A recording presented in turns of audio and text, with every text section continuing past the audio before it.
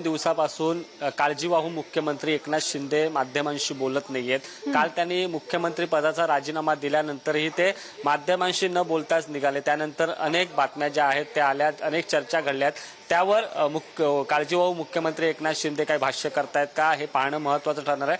कारण अनेक अशा चर्चा होत्या की एकनाथ शिंदे नाराज आहेत, त्यासोबत एकनाथ शिंदे यांनी उपमुख्यमंत्री पदाची ऑफर जी आहे ती नाकारलेली आहे। या खरं तर चर्चा आहेत, या अशा बातम्या आल्यात। मात्र आता खुद्द एकनाथ शिंदेच यावर स्पष्टीकरण देऊ शकतात। कारण ज्या पद्धतीने राज्यात महायुतीचं सरकार आलंय, अर्थातच भाजप सर्वात मोठा पक्ष ठरला आणि त्यामुळे भाजपचा मुख्यमंत्री व्हावा ही भाजपच्या पदाधिकाऱ्यांची, भाजपच्या वरिष्ठ नेत्यांची इच्छा आहे। आणि आपण आधीच सांगितल्याप्रमाणे मुख्यमंत्री महाराष्ट्राचा जो आहे तो देवेंद्र फडणवीस होतील। त्याला आता केंद्रीय नेत्यांनी देखील खरं तर त्यांची देखील पसंती देवेंद्र फडणवीस यांच्या नावावर आहे। तर दुसरीकडे 2 उपमुख्यमंत्री पदाची ऑफर जी आहे ती कुठेतरी महायुतीतील 2 पक्षांना अर्थात एकनाथ शिंदे यांच्या शिवसेनेला आणि अजित पवार यांच्या राष्ट्रवादीला देण्यात आलेली आहे। आता एकनाथ शिंदे उपमुख्यमंत्री पदाची ऑफर स्वीकारतायत का, की जशा बातम्या सुरू आहेत की एकनाथ शिंदे यांनी ऑफर नाकारली त्याबाबत काय स्पष्टीकरण करतात का, ते देखील पाहणं तितकंच महत्त्वाचं ठरणार आहे। मात्र खऱ्या अर्थानं एकनाथ शिंदे पत्रकार परिषद घेणार आणि त्यावर मध्ये काय बोलणार, त्यानंतर खऱ्या अर्थानं पुढची दिशा जी आहे ती स्पष्ट होणार आहे। मात्र भाजपकडून स्पष्टपणे असं सांगण्यात येत आहे की मुख्यमंत्री हा भाजपाचाच असेल, कारण भाजपनं 2.5 वर्ष जो आहे तो त्याग केलेला आहे। सर्वाधिक जागा असूनही भाजपला उपमुख्यमंत्री पदावर राहावं लागलं, त्यावेळी ती गरज होती। आता असं झालंय की भाजपच्या 132 आणि भाजपसोबत अपक्ष असे 5 म्हणजे एकूण 137 जो आकडा आहे तो भाजपकडे आहे। त्यामुळे कुठेतरी भाजपचाच मुख्यमंत्री व्हावा आणि भाजपचाच करावा अशी इच्छा सगळ्यांचीच आहे।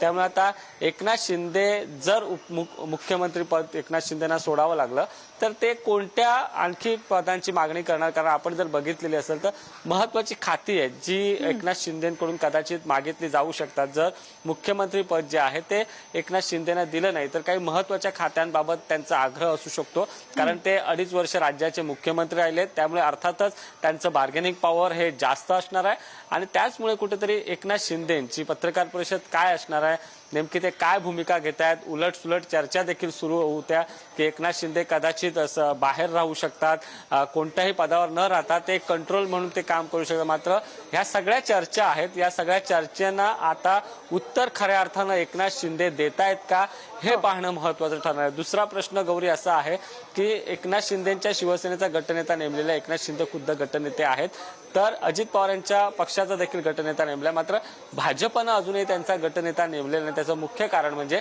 केंद्रीय निरीक्षक जे आहेत ते शुक्रवारी अर्थात मुंबईत येतील, त्यानंतर भाजपच्या सर्व आमदारांची बैठक होणार आहे आणि एकमतानं देवेंद्र फडणवीस यांची गटनेता म्हणून नियुक्ती करू शकतात अशी आपल्याला माहिती मिळते।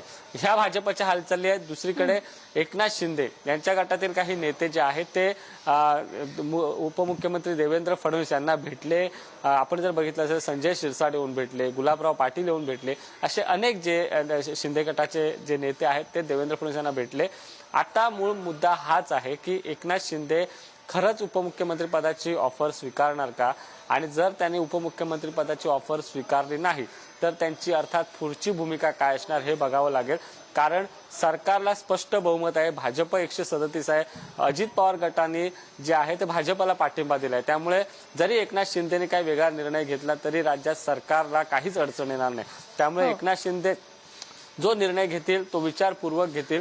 मात्र त्यासाठी आत्ताची पत्रकार परिषदेची वाट पाहावी लागेल। नुकतंच सुधीर मुनगंटीवार यांच्याशी देखील त्यांनी माध्यमांशी संवाद साधला आपण, त्यावेळी ते म्हणाले की अर्थातच एकनाथ शिंदे हे योग्य निर्णय घेतील, कारण ते महायुतीचे एक घटक पक्ष आहेत, अर्थात केंद्रात देखील त्यांचे खासदार आहेत एकनाथ शिंदे गटाचे। त्यामुळे ते सारासार विचार करून स्वतःची खरं तर बार्गेनिंग पॉवर ते टिकवून ठेवतीलच, कारण मंत्रिपद जी आहेत ती महत्वाची खाती स्वतःकडे घेण्याचा त्यांचा हा प्रयत्न असणार आहे। त्याचबरोबर ते उपमुख्यमंत्री पद स्वीकारतायत का हे महत्वाचा हा मुद्दा असणार आहे आणि याचं उत्तर थोड्या वेळात जे आहे ते स्पष्ट होणार आहे गौरी। हो नक्कीच सुशांत, आपण सध्या पाहू शकतो संजय शिरसाट, दादा भुसे, प्रताप सरनाईक हे सध्या पोहोचलेले आहेत। अगदी थोड्याच वेळात या पत्रकार परिषदेला सुरुवात होईल। नेमके अजून कोणकोणते एकनाथ शिंदे यांचे कार्यकर्ते, प्रमुख नेते या पत्रकार परिषदेला उपस्थित आहेत?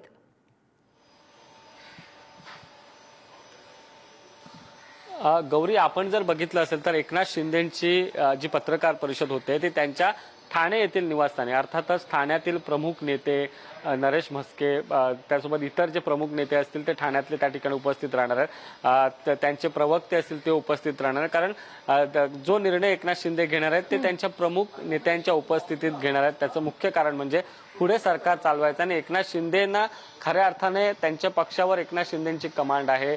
एकनाथ शिंदे जो निर्णय घेतात तो अर्थातच त्यांचे सगळे नेते मान्य करतात. त्यामुळे आपण जर बघितलं असेल तर जर एकनाथ शिंदेनी उपमुख्यमंत्री पदाची ऑफर स्वीकारली नाही तर शिवसेनेकडून उपमुख्यमंत्री कोण असेल हाही देखील महत्वाचा प्रश्न आहे. मात्र हे सगळे प्रश्न आहेत याची उत्तरं जी आहेत ती एकनाथ शिंदेच देतील. त्यामुळे अर्थातच थोड्याच वेळात जी पत्रकार परिषद आहे त्याची वाट बघावी लागेल. मात्र आपण जर बघितलं असेल तर एकूणच निकाल लागल्यानंतर एकनाथ शिंदेनी कुठेतरी आपली बार्गेनिंग पॉवर जी आहे ती वाढवण्याचा प्रयत्न केलाय. मुख्यमंत्री पदाच्या चर्चेपासून सुरू झालेली चर्चा आहे. खरं तर 2.5 वर्ष अर्थात एकनाथ शिंदे मुख्यमंत्री राहिल्यानंतर जर त्यांना आता उपमुख्यमंत्री पद यावं लागेल तर अनेक खाती देखील महत्वाची येणं त्यांच्या हातात गरजेचं आहे. त्याचमुळे कुठेतरी ही चर्चा जी आहे ती सगळी सुरू आहे.